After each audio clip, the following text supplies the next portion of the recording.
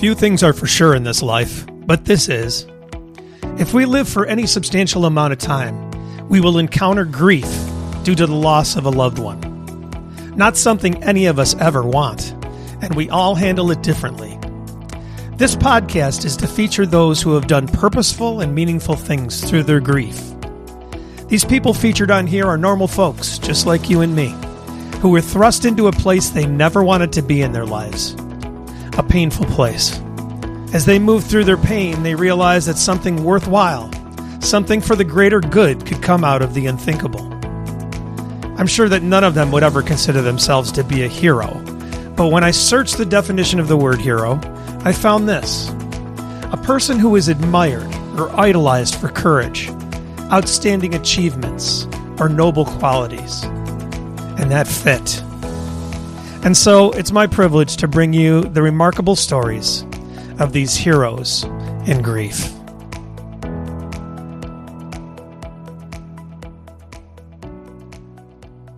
Hello, everybody. Welcome to the Heroes in Grief podcast, and it's good to have you with us once again. Today, I have a very interesting guest, and I wanted to have her on right away because this is an issue that we're going to talk about here that I think is severely lacking in the grief community.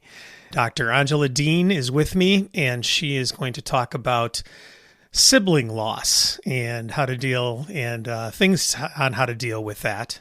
And I think it's very, very important. It's close to me because my 30-year-old daughter is dealing with this, and it's hard to find resources. So that's really why I wanted to have Dr. Dean on. Thank you for coming on. When we start here, could you just please tell us a little bit about yourself, and then we'll kind of go with the stories from there.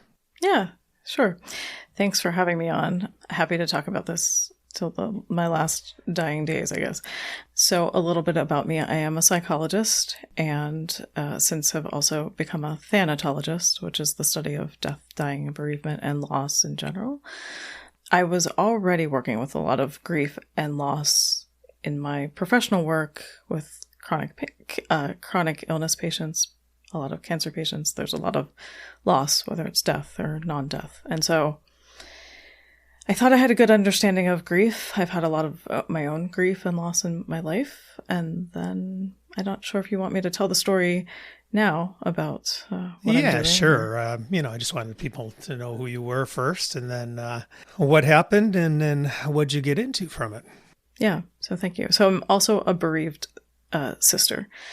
So February of 2020, it was actually February 22nd of 2020, which if you write 022220 was a palindrome. My brother loved palindromes. But on that date, my only brother, my older sibling, died unexpectedly in his sleep. He was 46 years old, just 2 months shy of being 47. And my world was rocked. Like I literally fell to the floor. I was floored where I heard that news. Being what I do for a living, I thought I understood grief and loss until that moment. I had no idea what sibling loss was going to be like. I also thought, because of what I did, that there would be a lot of resources, either professionally or personally, for lay people out there. And what I quickly realized is that there was very little. It was also, as you recall, 2020, it was about 3 weeks before the United States shut down for the pandemic. And so we were grieving in the pandemic, mourning and grieving in the pandemic. Some of the mourning happened beforehand, and so that was good to still have family around and all of those things. And then it was also strange to grieve in the pandemic because it was just like he was also isolated, that I wasn't seeing him because I wasn't seeing anybody. And that's when I started to realize how few resources there were for sibling loss. And I knew that at that moment I wanted to do something to change that, especially because my own father is a sibling loss survivor twice.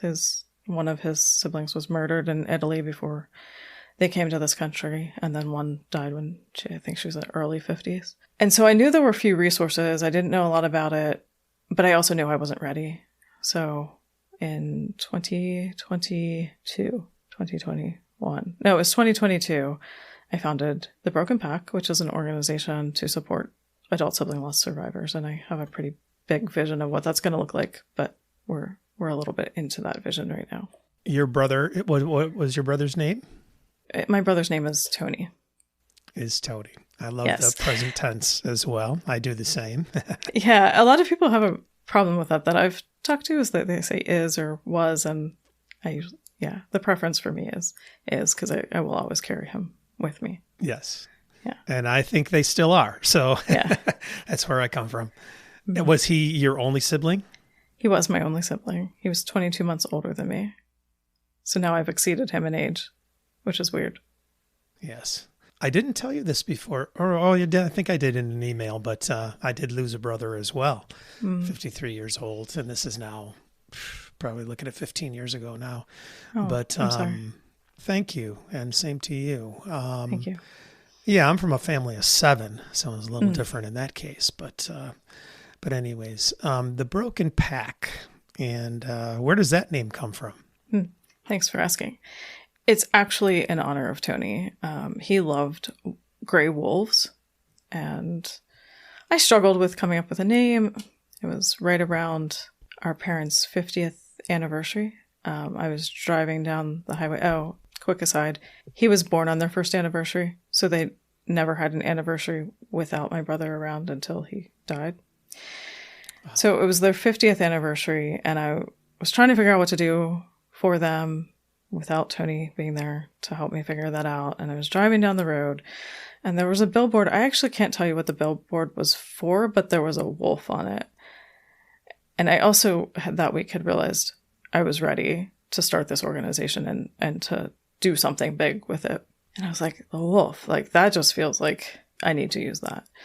And so then I started looking into wolves, and wolves packs are usually formed.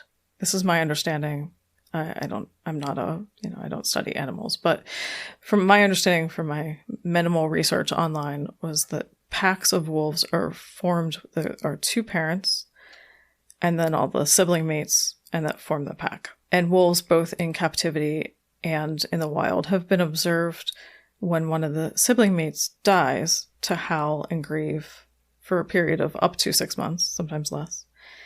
The mourning howl is different, has a different quality, and they repeatedly go back to the site where the wolf died. And that struck me as that family structure has broken in the same way that family structures of siblings, well, any grief, any loss, family structure has been broken. And so I came up with the idea of the broken pack to honor Tony because of his love of wolves, but also to highlight the family structure is broken. Now, people have asked me if that means that I think siblings are broken, and I don't. I think that we are changed. I don't think that we are. It can feel like we're broken at times, but that isn't the reference. This is a reference to how you imagined your family to be for the rest of your life. To always have that sibling is not there, and so then the pack is broken. I recently had a guest on my podcast say that she felt connected to the name of it because she felt that it was a pack of grieving siblings coming together to support each other. And I like that interpretation as well. So, yes, absolutely. I was going to say, my dog started barking when you talked about the wolves howling. So, I didn't hear it, but anybody hears that back there on cue. That was pretty funny. That is great. How long? Oh, that's right. Just before COVID, you said this happened. Mm-hmm. So the Broken Pack, you formed this organization, and what was your vision for that? And what has it become? What kind of resources do you provide? Mm-hmm. And how do you feel?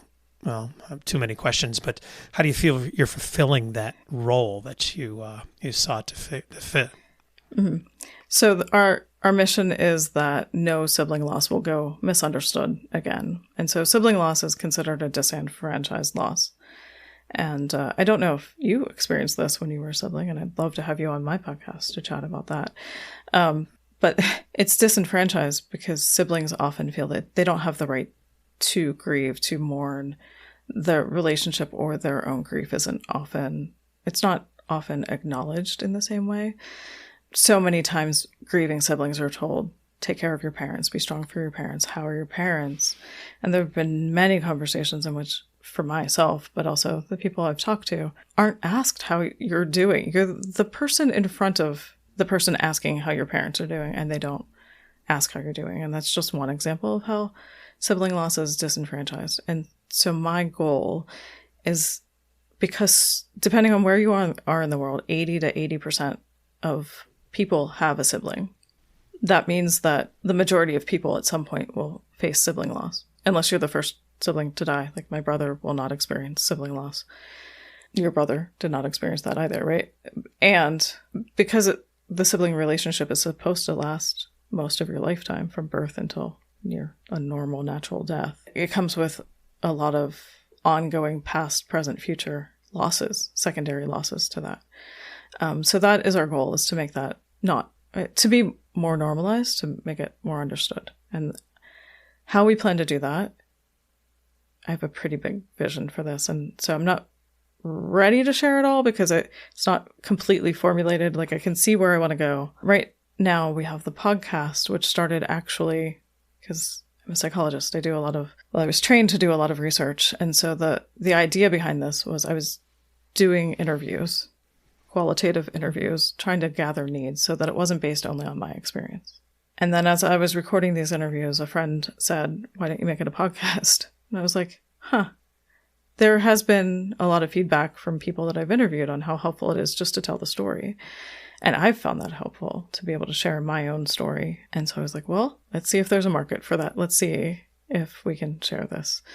And it's really helped people, from what I've received feedback, to hear the stories, but also to share them and to validate the loss. And so that is where we started. I have a pretty active Instagram. I did dabble in TikTok, but I also run my own private practice as a psychologist, and that's what pays the bills. So I can't devote all of my time to the broken back as much as I would love to. I do devote a lot of time to it. So we're doing that. We have a upcoming in-person sibling loss retreat in August. I have some other things in the works. I'm a little bit limited by my psychology license on what I can and can't do. So I'm starting to partner with some other people that can do the things that I'm not limited to by my license. And then I have some other things in the works. And there's an online course that we have, which I'll probably be redoing. But there's an online course there as well. And then I plan to do some more interactive support type things. Write some books, journals. Wonderful resources. The podcast is very, very well done. I would encourage anybody to check the podcast out. Like I said in previous episodes, all the links to everything will be in the show notes for the show. So I can direct you there. I did hear you talking about, I was hoping you'd mention the conference, and immediately I thought it'd be a good place for my daughter to go because you have a lot of excellent things happening there, and the resources in general. It is shocking to me, and it has been, learning in the grief community about the lack of things that are available.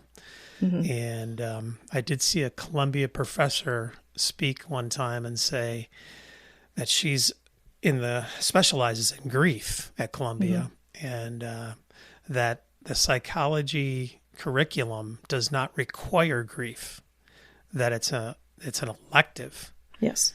Which was shocking to me. And right. I did hear you mention in your story too that you went to a couple different people to talk to, therapists and things, and felt that they were inadequate. And mm-hmm.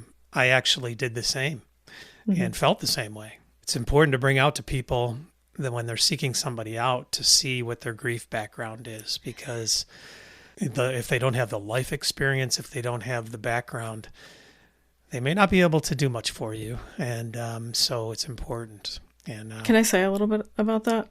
Absolutely. Yeah. So as a trained psychologist, so that was 7+ years of grad school, the death and dying courses were optional. So there are some programs where that is not true.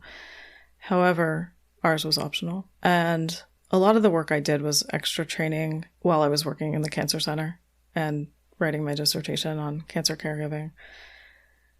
And then I, like I said earlier, I've pursued this thanatology certification it's a thanatology fellowship that I hold. I'm also in the process of getting even more training on grief. Just while I have the knowledge and the experience, I always love to learn more.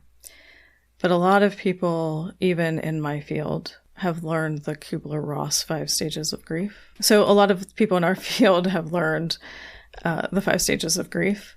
And it was interesting. I was at a conference 2 weeks ago, and one of the gurus in the death and dying field was actually talking about, he knew Kubler-Ross.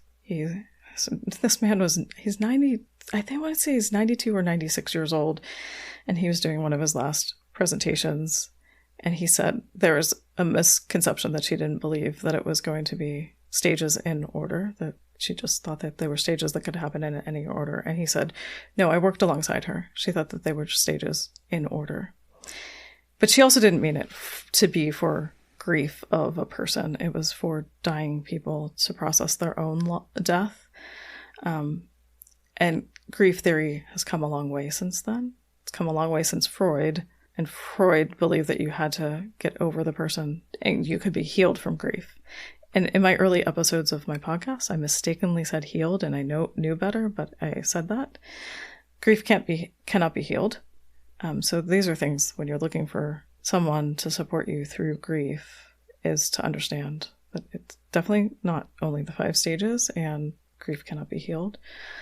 I could talk about that forever, so I won't, but there are certain things to look for. The Association of Death Education and Counseling has some good resources on their website to help you find a professional as well.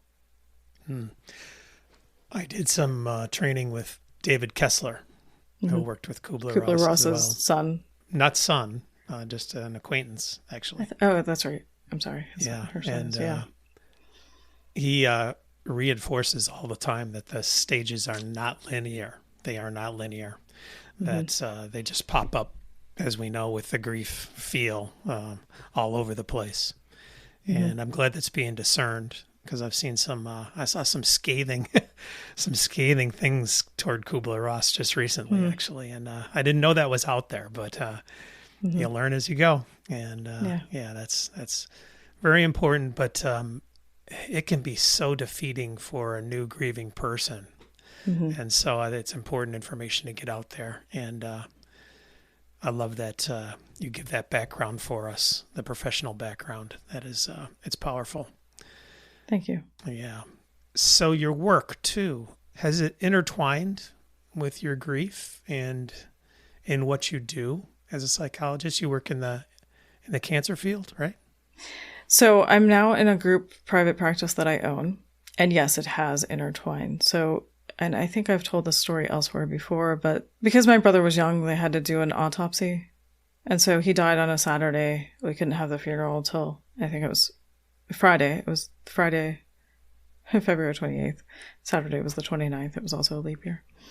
And so I only got a few days off, technically, for work. So what did I do on Monday or Tuesday? One of the days I decided, it was Tuesday, I'll go back to work until the viewing. I worked in a cancer center.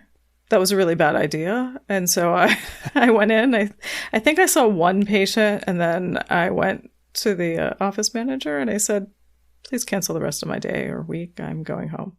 So it definitely intertwined, especially because it was 2020. So our field, unlike many other fields, was incredibly busy during the 2020. And because of the advent of telehealth, I mean, it had already existed, but we rapidly had to switch to telehealth because of the pandemic. In the cancer center, people traditionally would get too ill and then they would go into hospice care, and we wouldn't see them after they entered hospice. With the advent of telehealth, or the increase in telehealth, that changed. There were multiple patients that I would see on their deathbed, several the day that they died. And I was grieving. And so that was a lot. And that was at the point which I realized I need to do something else besides see cancer patients all the time. And I love my chronic illness patients. I love working with them. But I needed a little variety. And so I opened the private practice before I left the hospital system. And I started seeing some other things that I'm confident in. And now that's come full circle. And most of my work is chronic illness and grief. There's a few other things I work with, but it definitely has changed how I approach work. I definitely ask more questions about grief. I've seen a lot more people grieving siblings, and they'll mention it just in passing, like my brother died, my sister died, my sister's in hospice, and then they move on because nobody ever asks them about it. And then if you give them space to do it, they talk about it and be able to connect. And I don't share with my patients usually things that about myself. Some of them have found the broken back, and so that's been interesting to navigate. But it definitely has changed how I approach grief work. It also changed. I found my professional home in the Association of Death Education and Counseling, ADEC, and I love it. And it really also changed my perspective on life and even my own relationship with my father. But yes, in answer to your question, it definitely changed how I do my work. I picture you hearing that it's their sibling loss and the zeroing in happening. Yeah, I have to watch. Yeah, I have to watch it because that might not actually be what they're here for. And my radar is like, okay, well, that's my bias. I'm aware of, like, so I at least check in on it. If they're fine, they don't want to talk about it. Yeah, it's still in the back of my mind of how I might conceptualize them, but it's definitely not what we're going to work on. That said, that has not usually been the case. Once they have the space to talk about it, they're like, oh, I didn't think that was affecting me, but I think it is. Yes. Yeah. I can understand, down the line, you're a couple of years down the line and putting that into work there. What crossed my mind when you begin to tell about it was in my early grief and things, and I have no idea how you got to work that day. We're all different. I don't know either. I was, in fact, I left my profession. I was a full-time musician, and I haven't returned to it yet. I just have no desire to. But what do you say to people that, I guess what hit me was how intense it is at that time, and to think about, here you are going back to a profession, and I still hold a lot of selfishness about my own preservation and my own, it's hard to put myself out there, although I want to. My heart now is to help people. But I know my limits very much more now. I close down and say no immediately if I feel I'm stretching a little bit too far or I'm getting a little too anxious.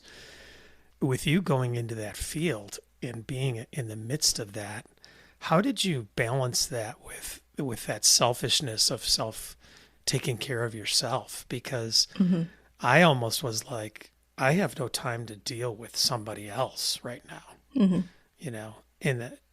more in the early stages, of course, but how did you deal with that? It's not a great answer.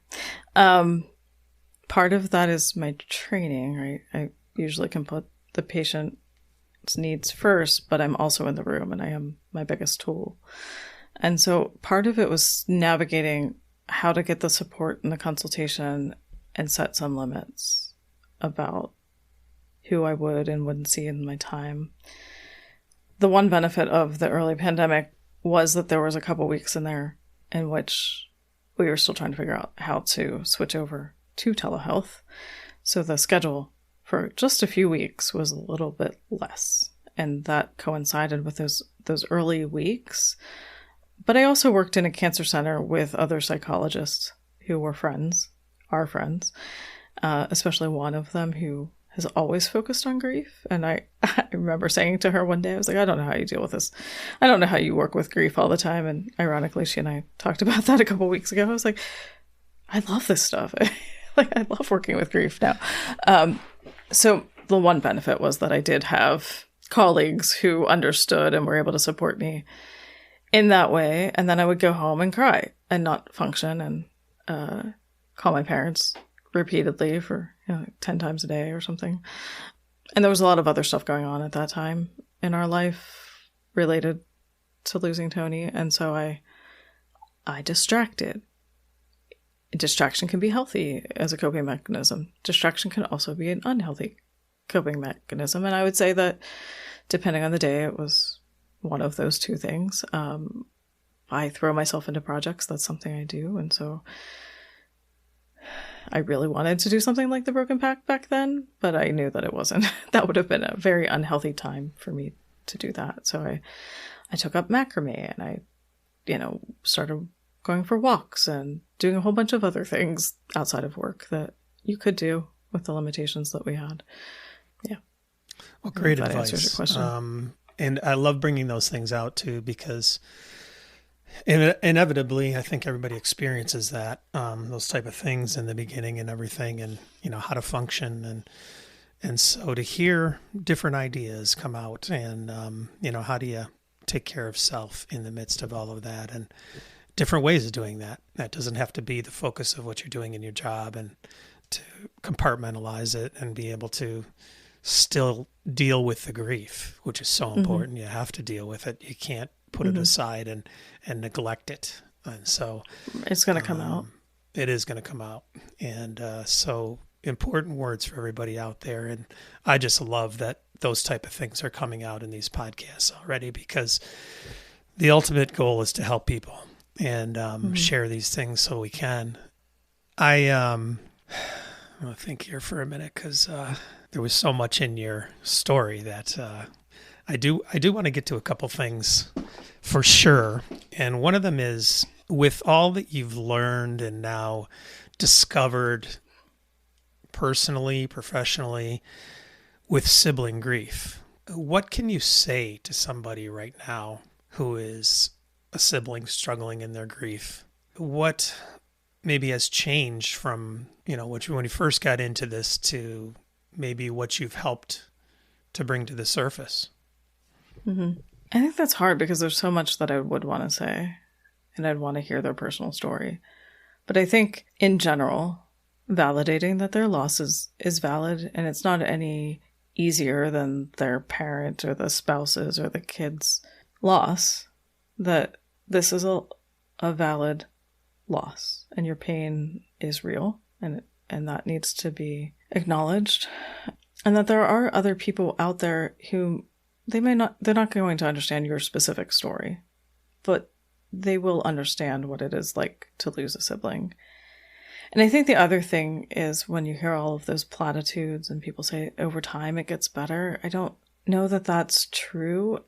And so then people feel like they're failing at grief when they're still feeling the pain years later.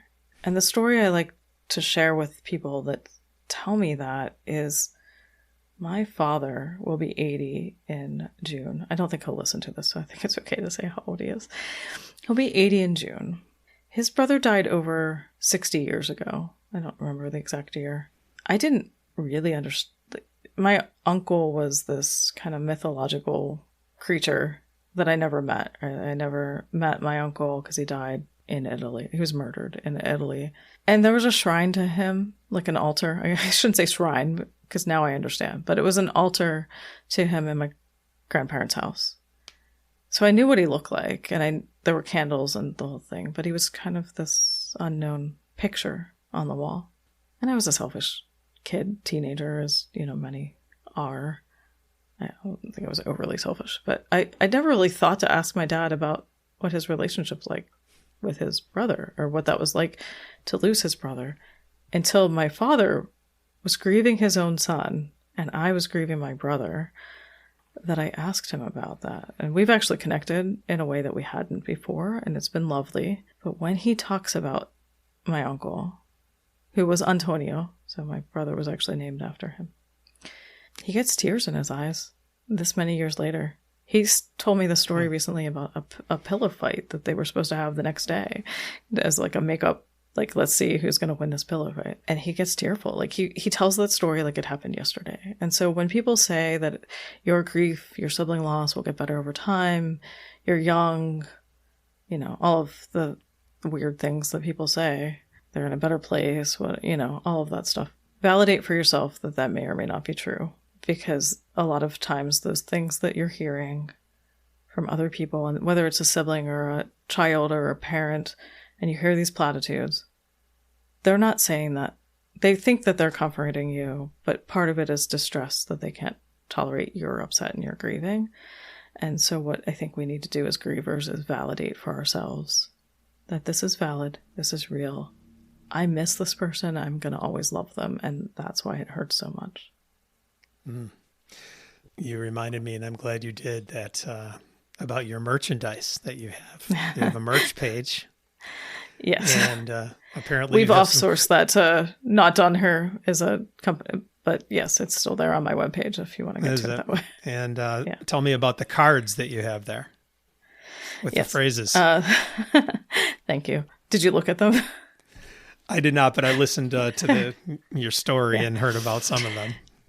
So I designed these podcasts, and they do address these platitudes. And they'll say things like, I actually gave one to my husband's grandmother when her sister died 2 years ago. They say things like, this is terrible. My brother also had a very snarky sense of humor. We both did, a little sarcastic, snarky, dark sense of humor. So the one card I actually gave Grandma was, the next time people tell you that she's in a better place, tell them you'll help them find the better place. Or something like that. So my mother kind of raised her eyes at these cards, but it was the way that Tony and I would have dealt with the humor. And I think sometimes there's some beauty in being able to laugh at grief and things people say. So they're kind of meant to educate, but they're also kind of meant to like validate like how ridiculous these things are. Mm-hmm. I share that sense of humor, by the way. So it's great with me. But well, I can tell you then that I recently saw an urn that if I had seen it before Tony died, I would have insisted that we got it because it said, "It's dark in here." We didn't do that. Maybe we need to get into a humor of grief podcast. Folks, yes, it's all right to laugh while you're grieving. It's all right. Mm-hmm. So, but there are some not so funny cards on there too. Like, I'll be there for you, and here's a checklist of things that I can do: bring you dinner, or call you, that kind of. So there are less sarcastic cards. Practical things, yes. Mm-hmm. Yeah. I just want to say to the people who, may have said some of those things at times that we all learn. It's a learning process, and right. As grieving people, we're trying to help, as you are, with educating the general public on how not to feel so awkward around us, that it's okay, mm-hmm. that we're not okay sometimes, and sometimes we are. So if you really ask mm-hmm. us and want to know, then be ready for the answer. Mm-hmm. That means more to us, and me personally anyways, it means more to me when someone genuinely is asking and wants to hear than just the surface, how are things going, oh, really? Great, whatever. And, mm-hmm. it's being there for them. And it's so, so important. And I hear that in what you're saying about siblings and, as having a death of a child, I've heard, the stories of other children who just, I don't know, they call them shadow children or something because everything's focused mm-hmm. around the one who died. And, a birthday is not celebrated the same way for the other child then or something like that. And how harmful that can be. So we're here just trying to help you along in that so you understand more about it. And that's really where our hearts come from. I know mine does. And I assume through all you're doing that it's the same. Yeah, for sure. So even in my sarcastic humor, I am trying to educate. That way, I've toned it down a little bit since I made those cards. But there's, yeah, definitely. Because I think too, and having compassion for ourselves, because we probably said things like mm-hmm. that before you experience such a loss, right? And so having compassion and understanding. That said, I know sometimes I'm like, well, he was my brother too. If people ask about my parents, I was like, they're doing okay. I'm also struggling, or I'm okay too, or however I'm doing that day. I'm not afraid to talk about it. But I do think you bring up a valid point about our society not being comfortable with death and loss. There's a history behind that, but I think we're starting to swing the other way to be comfortable with it again. I hope so. And you were almost going there. You did tell us a little bit about Tony and his sense of humor. I'd really like to hear more about mm-hmm. Tony. Thanks. He always had the biggest smile, a great sense of humor, very laid back. I think in some ways we were opposite that way. I was do everything right as a kid, mostly. My mom might hear this and say no. But I was the rule follower. Not that he broke rules, but he was very laid back. He was a good, protective big brother throughout my life. The greatest laugh, and he is a dad to 2 children. We spent a lot of time growing up in my grandmother's store. She was a 4'10" little butcher that owned a corner store. And it wasn't near our house where we grew up. So mom would spend a lot of time working in the store, and we would spend a lot of time in the store or in the house, depending on the time of day. And so we spent a lot of time together, we spent a lot of time together, whether it was there playing, learning how to count money and sell candy and all of those things, or learning to use a slicer. I still have all 10 fingers at age 8. So we did spend a lot of time there, and there was an empty lot next door to our house. So I have a lot of good memories of him playing with trucks and playing in the dirt, and we would make up ridiculous games. The 80s is when we grew up. And so there was, go outside, come back when it's 10 o'clock kind of thing. He loved Star Wars. Loved it. So May 4th is, this weekend. So all of those things come up, and I think of him. He just absolutely loved Star Wars and looked out for me in a lot of ways. Yeah, I don't know what else I can say about him right now, but that you want to know. I can answer questions. He had curly hair. He didn't teach me how to do the curls. I had to learn that after he was gone. Did you, being the big protective brother, did you feel a loss of security? Yeah, that's a great question. A little bit. So he was the big protective brother growing up. I should clarify that. We were a little bit different as adults, and we weren't quite as close due to choices and first spouses. And so I was still very much the responsible one. In fact, in the last few months of his life, we became close again for circumstances that I don't really share in public. But because of those circumstances, we became close again. And I actually felt like I was becoming the protective sister temporarily, but he also did take that role back on about a couple of things. And so, yes, I guess to some extent, I definitely felt my sense of security was lost, but I don't think in the traditional way that you would think, because he was my big brother. It was also the sense of the whole world has changed. Am I the only child? My dad called me an only child once, and I just was no. So my identity and my security of who I am changed a lot. Sense of self. I love that. I love makes sense. Because you brought out some great things that happen, the dynamics in life. We could shift like that. There's been times where I'm younger than my sister by 4 years, but she's experienced some tragedies in her life, and I felt like I became the big brother for her at that time. And she's done the same for me after. And so that's I just love that, because I think that probably happens with a lot of siblings. And so it's all normal as well.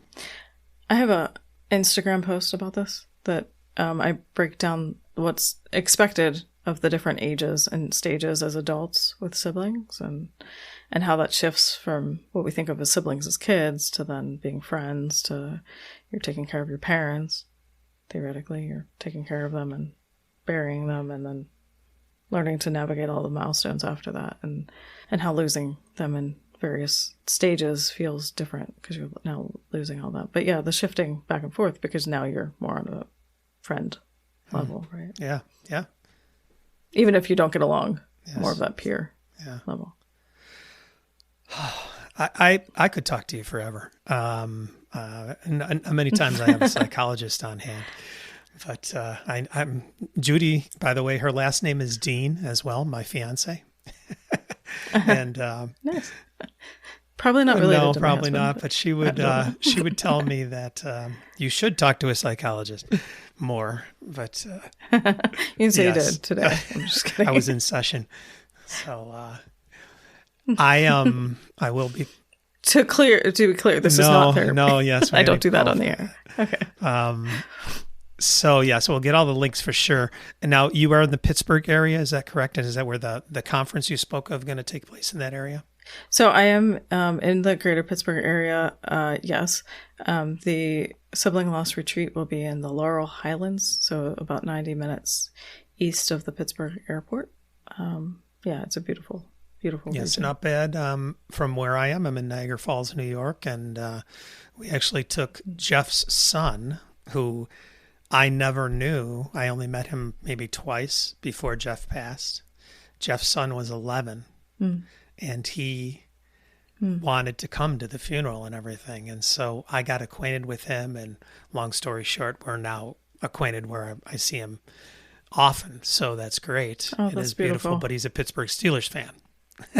So we took him to his first football game, the opener last year. We drove down to Pittsburgh, brought him to the game, and came back, actually. So not far from where we are. It's only 3 hours or so from where we are. So You're in Buffalo? yeah, Buffalo, Niagara Falls area, yes. So you're not a Steelers fan? No. I was all right. rooting for I him still that like day. They didn't fare too well, but yeah. So, but no, that's definitely within reach. I have an online group here called Western New York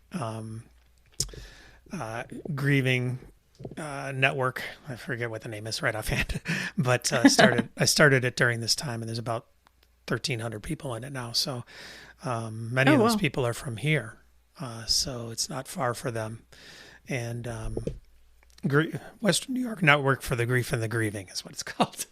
So I get that. Got it. But no, I want to thank you so much because, like I said, this is so valuable and so needed in the grief community. And I love the work you're doing. I love that you've brought it out there and taken it on. I was immediately drawn to that in my search as I got networking with the grief people, saw the Broken Pack, and I love the name. I knew exactly what you were talking about right away. And I would encourage anybody to check out the site and everything available there. Are you available for people to contact you, or how do you handle any of that? Yes. So through the Broken Pack, it's thebrokenpack.com. On Instagram, I'm pretty active there. It's at the Broken Pack. I do have TikTok and Facebook, but I'm a little less active on there. The links are on the webpage for that because I can never remember. There's hyphens and underscores, and I don't remember which way those go. But Instagram is at the Broken Pack. And then if I also, through my private practice, do grief counseling as well, and that is deanpwa.com. You have to be in certain states for that to work, but most states at this point are on that. Mm-hmm. Great. Thank you. Thank you so much. I appreciate you taking the time to do this. And like I said, I could go on and on, I think, and perhaps in the future we'll reconnect and maybe talk about things again. But thank you so much for having me. Absolutely. I'll be forwarding on all your information, and we will get the word out. Some of this cross marketing is something, a part of what we do with these things too. So that's all good. But thank you, Dr. Angela Dean. And please, everybody, take the time to look up thebrokenpack.com for help with sibling loss and other things as well. So thanks. Thank you once again for your time. I forgot to mention our podcast too. Oh, absolutely. What's that? Thank you. I forgot to mention the podcast as well. So it's, so if you search The Broken Pack, it has a long after stories of adult sibling loss, but if you search The Broken Pack, it's there too. Yep, the podcast under the same name. All right. Fantastic. Thank you. And hopefully we'll be talking soon.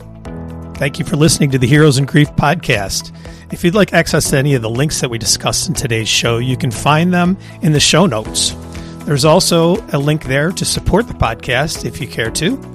And there is an email link for me there. I'd love to hear from you and your ideas about the show or what you thought about the show. You really can help out this podcast to get to more people if you subscribe, rate, or review it in whichever way your platform provides. Each week, Heroes in Grief is released on Monday at 6 a.m. Eastern Time, so look for new episodes there. Thank you again for listening to Heroes in Grief.